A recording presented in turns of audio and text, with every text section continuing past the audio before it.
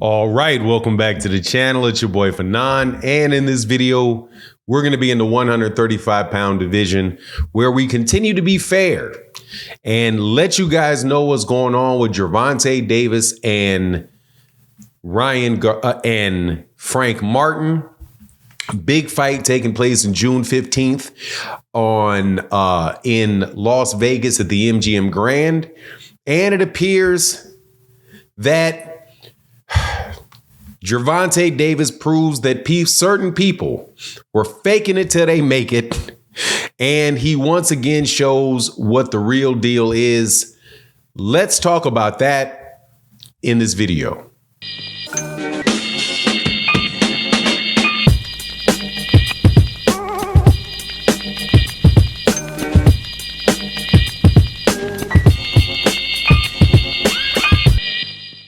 All right, welcome back to the channel. It's your boy Fanon, and in this video, there used to be a guy that was called the face of boxing, and then for some odd reason that I'm still trying to figure out, he was called the former face of boxing. And apparently now he is the former face of boxing, as numbers have come out from a source from Boxing Tickets about how the fight between Gervonta Davis and Frank Martin are selling. And if their numbers are accurate, significantly better than what was done by Ryan Garcia and Devin Haney in their fight in New York City. And I'm telling you, it illustrates one of the biggest problems in boxing, or at least one of the biggest trends in boxing that have been taking place over the last couple of years, which is the fake it till you make it. Everybody act dumb like they believe it, just to take some credit from people. But before I get into that, let me welcome you back to the channel. If you are new to the channel, please accept my invitation to hit the subscribe button, hit the bell icon so you can be notified of when we release more videos. And if you are a longtime subscriber and supporter of the channel, thank you so much for your continued support. It really makes a big difference to the channel.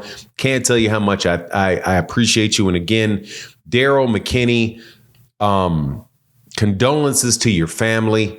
Much respect to you. Much respect to your mother. So sorry to hear about her passing. You're definitely with me in your prayers, and stay strong. And yeah, that's all I can really say, man. I'm so sorry to hear that. Let's get into this video, though. Gervonta Davis, and these are the numbers that came out by Boxing Tickets so far. Gervonta Davis versus Frank Martin, Saturday, June 15th. Fight will take place at 12:15 p.m. Pacific Standard Time at the MGM Grand Garden Arena in Las Vegas, Nevada. As of right now, there's 1,123 tickets still available to purchase. Face value of the tickets that are available still to be bought are $961,000. That's the face value of the tickets that are still available. And the estimated total gate so far is 14.4 million. And that is and then since May 30th, and this is 4 days, sales have gone down by a total of 8 tickets. So in between the 30th, which was, and I guess that can be considered bad news, since last Thursday to Tuesday, the pace that they were selling, the ticket pace slowed by 8 tickets, which is, I would suspect you would consider to be fairly consistent. 8 tickets isn't much. So what does that mean? That means that this fight is without a doubt going to be a financial success. And this is a situation with a $14.4 million gate. If that's what winds up, let's just say the face value of the rest of the tickets gets sold, and you move that up, the 961K worth of tickets that are still out there and available to be sold, take that to around a $15 million gate. That's huge. That's a huge gate.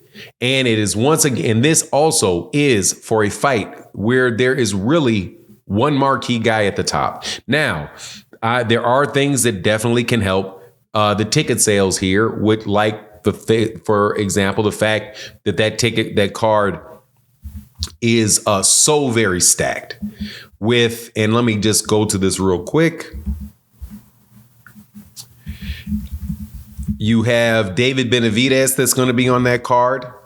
That is something that is a tremendous reason to buy the tickets. And you also have, let's just go to the event real fast over on this other laptop that I have, because I don't want to read them incorrectly. Gary Antoine Russell versus Alberto Puello, and Carlos Adames versus Terrell Goshaw. That's a great card. However, the most important thing about this is the following.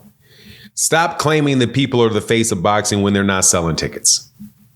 We have never gotten, to date, the ticket sales for that fight in New York City, where everybody claimed that was going to break Gervonta Davis's record at the Barclays Center, which I think was 4.4 million in the Barclays Center.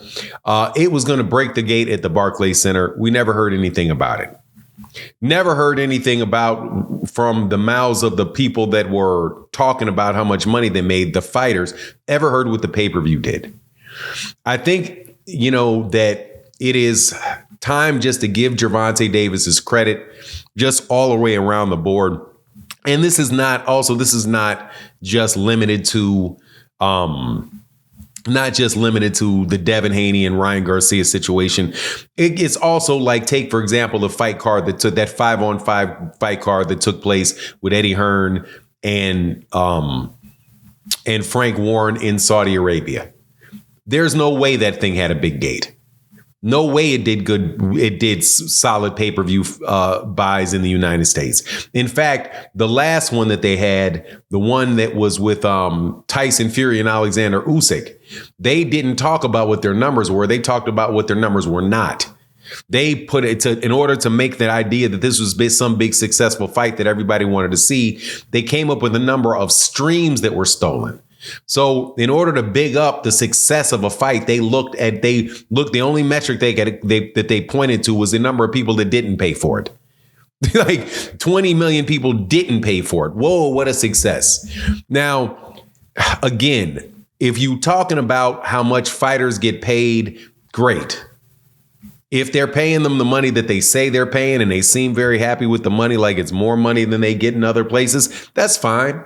They're investing in getting those fighters out there to grow, to grow the fight game out in Saudi Arabia or wherever they put them on. I know they got one coming in the United States. But if you're going to look at whether or not these things are successful or not, you have to look at the bottom dollars and what kind of reception fans give them.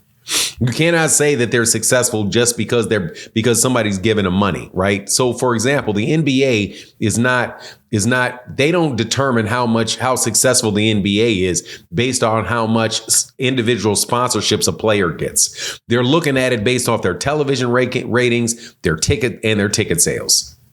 Television ratings and their ticket sales.